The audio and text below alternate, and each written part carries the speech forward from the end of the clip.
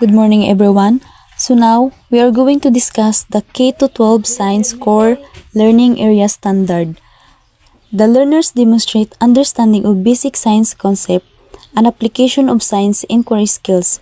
They exhibit scientific attitude and values to solve problem critically, innovate beneficial products, protect the environment and conserve resources, enhance the integrity and wellness of people, and make informed and engage in discussion of relevant issues that involve science, technology, and environment.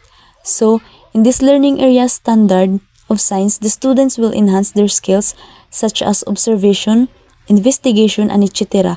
as they explore with the new knowledge and can relate in real-life situation. So now let's proceed to key stage standards. The kindergarten to grade 3.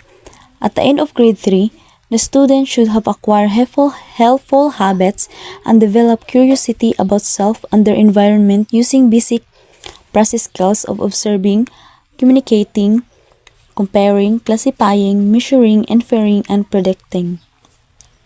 So here, at the end of grade 3 kuno, the students will develop curiosity and also emphasize their skills of observing, comparing, and etc.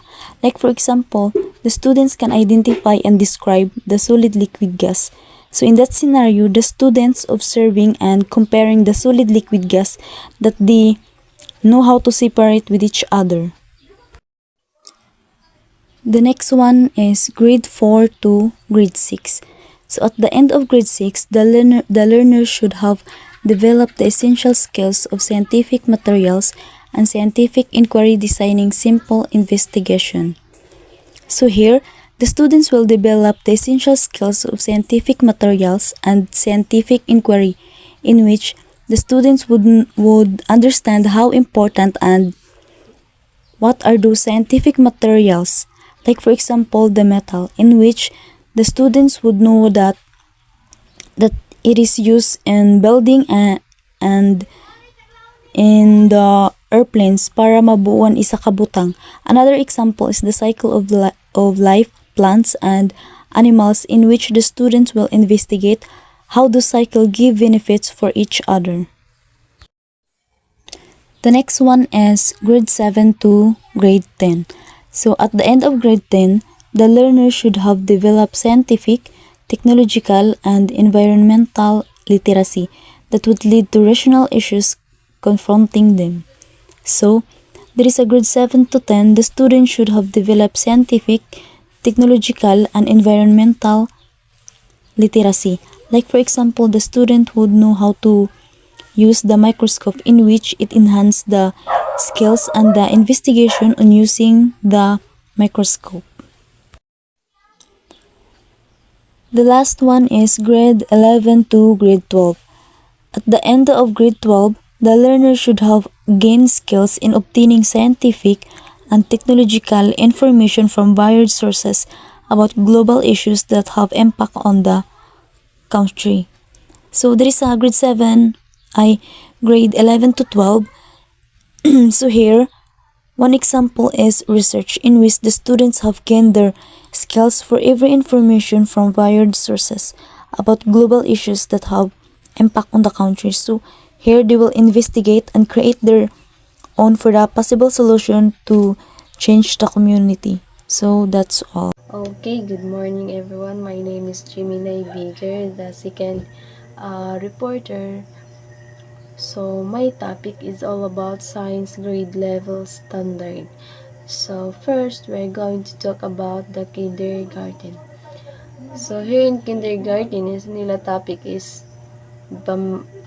basic pa more in drawing with patterns or ilang kibali nagdevelop pa kibali nila understanding sa kung ano dyan nakapalibot sa ila, which is nag-observe pa sila sa kung ano dyan sa ila palibot. That's the kinder. So sa grade 1, ang ila topic is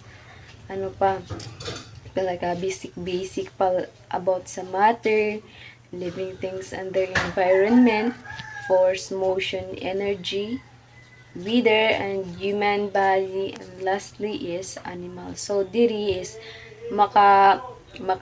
identify na sila kung ano yung mga external parts of the animals, and tell the shape, color, texture, and taste. So diri makakuan na ang learners na kung ano dyan 5 ka types ng wither, and then maka-describe na sila ng similarities and differences ng isa ka butang. In grade 2 level, learner will use their senses to explore and describe the function of their senses. So here, the focus is on understanding the basic of matter, living things, energy and earth science in ways na mokonik sa ila everyday life experience. In grade 3, ang ila topic is all about matter, living organisms, energy, and earth sciences. So the focus is on fostering creativity and observation skills. So in grade 3 is mas kuhanan ila curiosity. In grade 4 levels, ang ila topic is all about matter, living organisms, energy, earths, and space. So ang topic sa grade kindergarten to and above is the same. But nagkaduygan ato level is the more sab nagkalisod ang mga subject. So there is a grade 4 is more in investigating and experimenting para masukod ang ila critical thinking. So there is maka-identify na sila if dyan basura na magamit pa or dili na, or may reuse pa ba or dili na. So amo dyan ang mga topics sa grade 4 and also. So in grade 3, ila topic is all about matter, living things under environment, force, motion, and energy, and then earth, space, and others. So in matter, ang student is kaya na maka-identify ng mga properties and changes in matter. And then sa living things and their environment is, and student is maka-study na sila about human body structure and the plant and animal reproduction. And then sa force, motion, and energy is general understanding about the form transformation of energy, and then maka-explore na sila about electricity and magnetism. And lastly is all about space and earth and space. So there maka-learn na an isa ka grade 5 students about earth structures, and then maka-differentiate na sila between the weather and the climate. So that's the topic of grade 5. In grade 6 level is an ila topic is all about matter, living things and environment, and force, motion, energy, earth, space, and human body health. So same ra sila na topic sa grade 5, but nagkalisod ang ila. Kumbaga, spiral progression. So, sa pinakasadyo na nagkalisod nagkalisod. So, sa matter is, ang grade 6 students, so, diri na nila ma-explore different types of mixture, amaton hetero and homogeneous. Diri sa living things and their environment is, ang isa ka student is maka-identify na ng plants and animal cells, and matapik na nila ang photosynthesis and energy flows. There is a force and motion energy naman is ma-describe na nila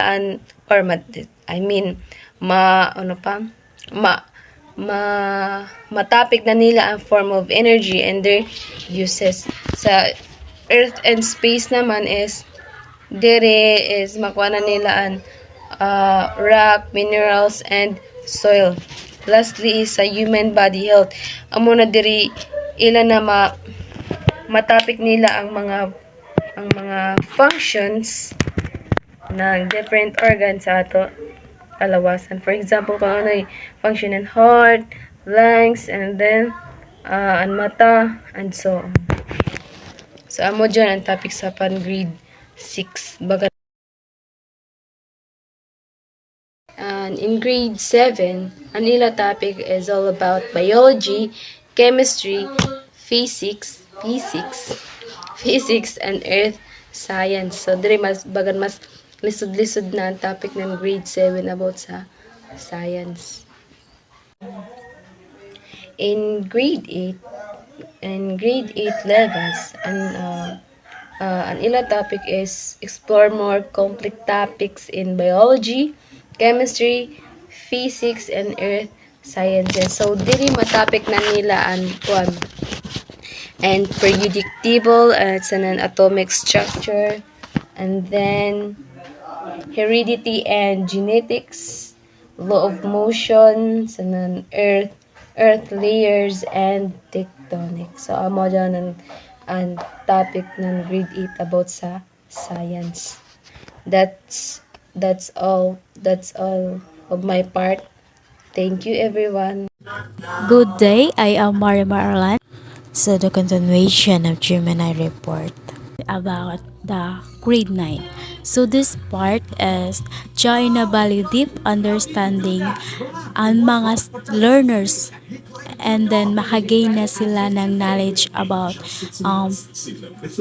digestive system, respiratory system, circulatory system, and then joy sa ila knowledge or ma-learn about sa technologies na ma-introduce kung ano yung mga katangian ng plants and animals.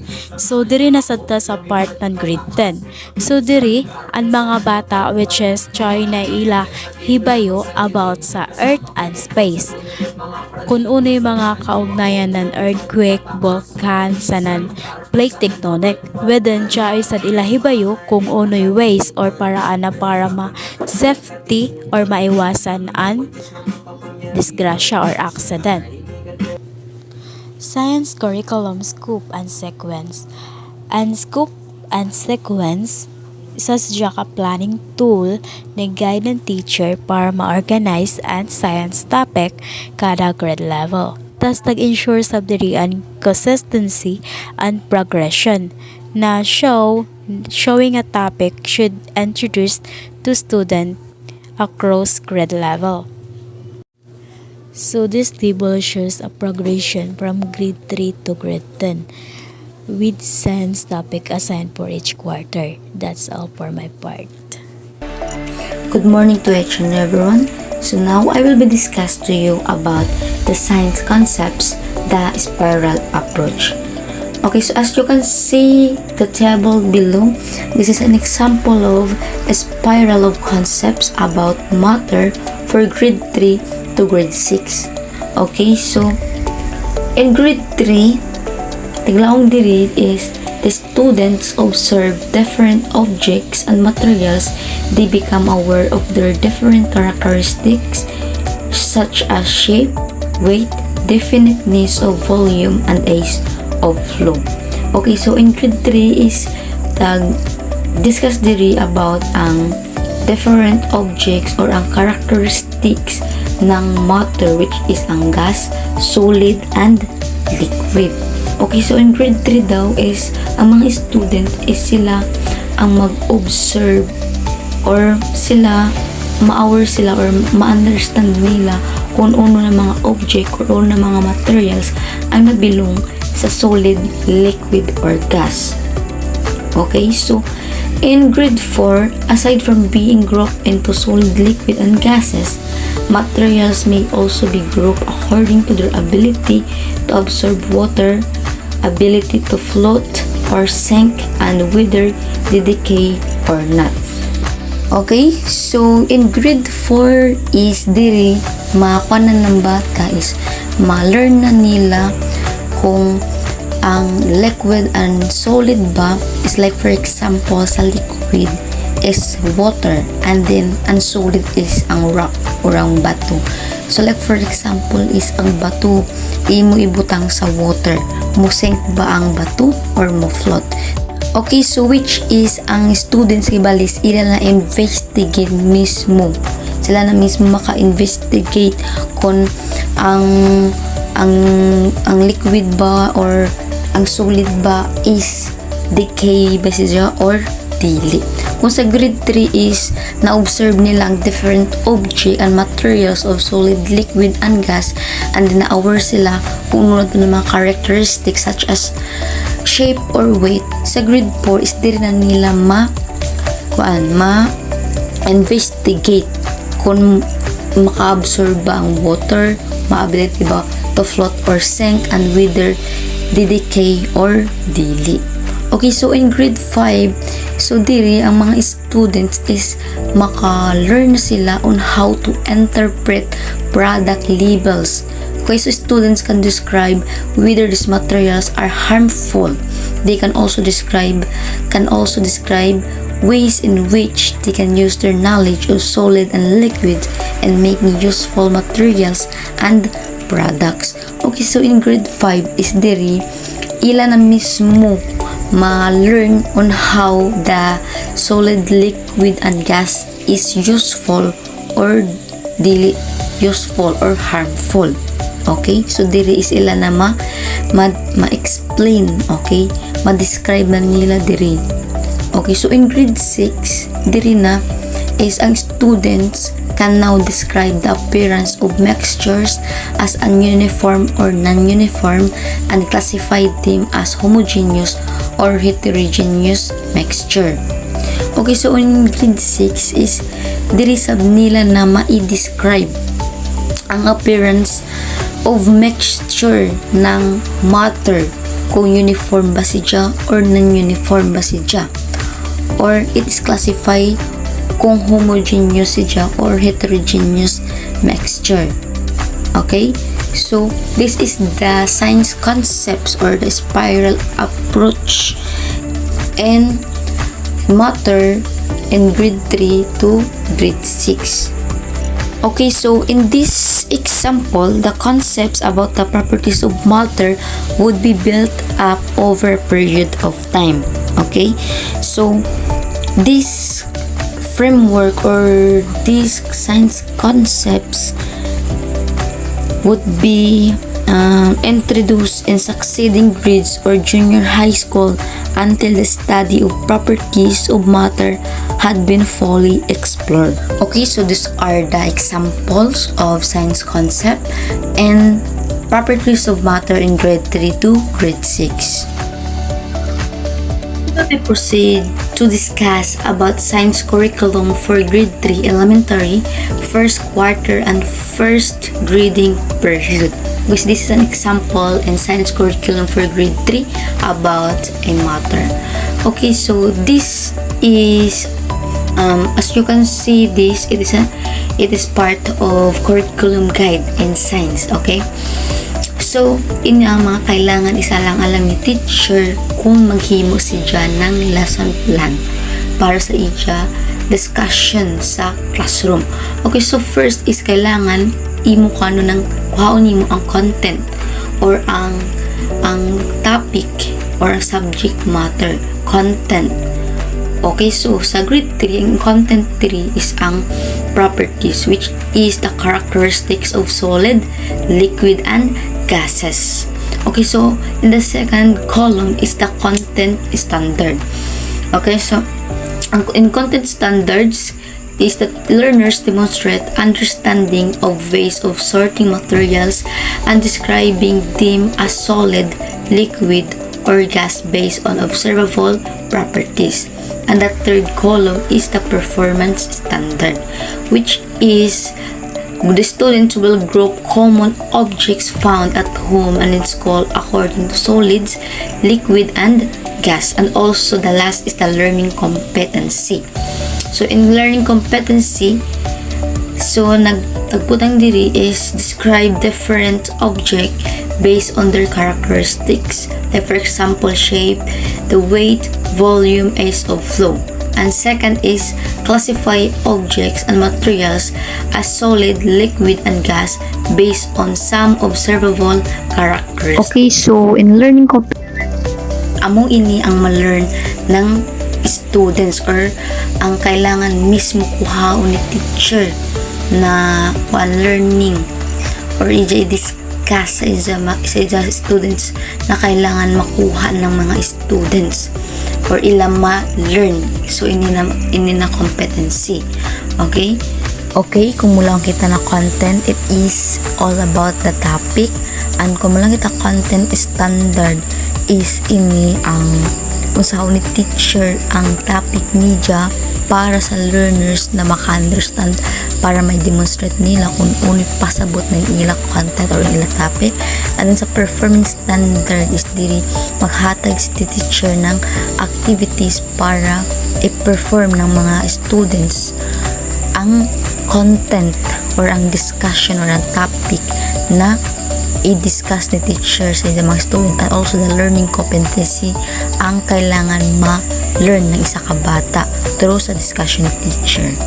So, ang the last na learning competencies about sa topic kaina is to describe ways on the proper use and handling of solid, liquid, and gas found at home and in school.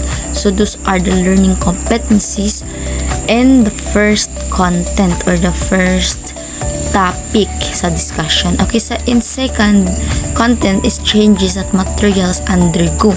Okay, so ang content standard ninyo is effects of temperature on materials, and then the performance standard is investigate the different changes in materials as affected by temperature, and also the last is the learning competency is describe changes in materials based on the effect of temperature, solid to liquid, liquid to solid, liquid to gas, and also solid to gas. Okay, so now here is one again of the example of science curriculum for grade 7 secondary first quarter first grading period.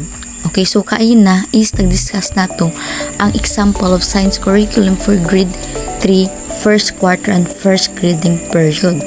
Okay, so ang content diri or ang topic is talks about the matter. So in grade 7 is more on doing science investigation na sila, which is ways of acquiring knowledge and solving problems. And then sa content standards sa grade 7 about sa matter is the learners demonstrate understanding of scientific ways of acquiring knowledge and solving problems. And then ang performance standards here is the learners should be able to perform in groups in guided investigations involving community-based problems using locally available materials. And then the learning competency is the learners should be able to describe the components of scientific investigations. So in the second content of in grade 7 science curriculum is the diversity of materials in the environment and 2.1 solutions. Okay, so the content standard of this is some important properties of solutions, and then the performance standard is prepare different concentration of mixtures according to uses and availability of materials. Okay, so the learning competencies is the students would be able to investigate properties of unsaturated or saturated solutions and express concentration of solutions quantitatively by preparing different concentrations of mixtures according to uses and availability of materials. And here is another content of science and matter in grade 7, the substances and mixture. And then the content standard is the properties of substances that distinguish them from mixtures.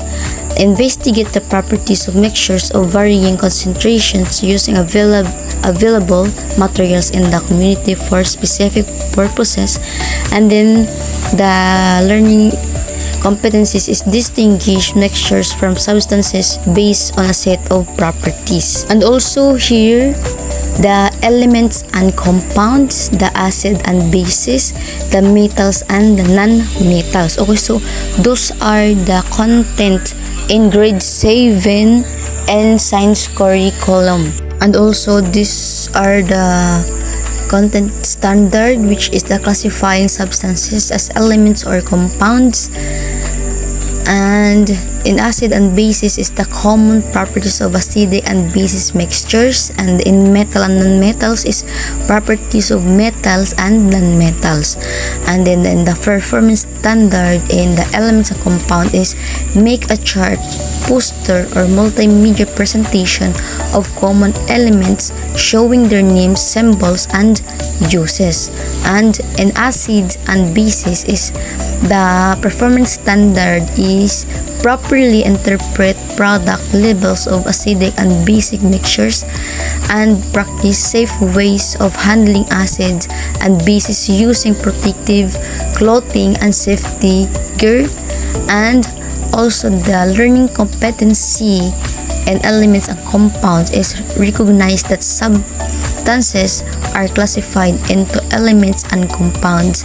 And in the acid and bases is investigate properties of acidic and basic mixtures using natural indicators. And also the last in metal and non-metals is describe some properties of metal and non-metals such as luster, malleability, ductility, and conductivity. Okay, so those are the K-12 Science Curriculum Matrix for Grade 3 and Grade 7 for the first quarter, first grading period.